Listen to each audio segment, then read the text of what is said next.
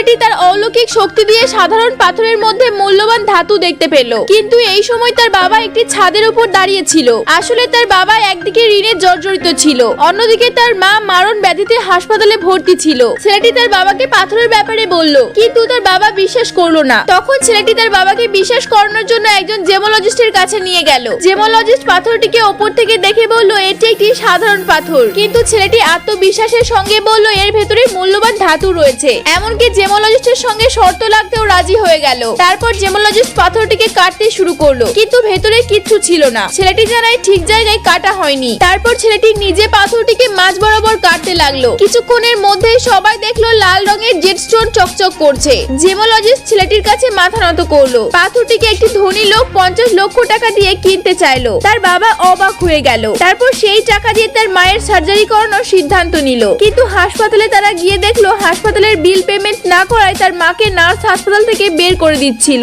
তখন ছেলেটির বাবা এসে নার্সকে একটি কার্ড দিয়ে বলল, সব টাকা এখান থেকে নিয়ে নাও। তারপর ছেলেটি তার জাদু শক্তি দিয়ে জানতে পারলো তার মায়ের ক্যান্সার হয়নি, একটি সাধারণ রোগ হয়েছে। ছেলেটি রেগে গিয়ে ডাক্তারের খোঁজ করলো, কিন্তু জানা গেল পেশেন্টের কাছ থেকে বেশি টাকা নেওয়ার জন্য নার্স পেশেন্টের মেডিকেল রিপোর্ট বদলে দিয়েছিল। ধরা পড়ে যাওয়ায় নার্স ডাক্তারের পা ধরে ক্ষমা চাইতে লাগলো। ডাক্তার তাকে অপমান করলো এবং তার চাকরি চলে গেল।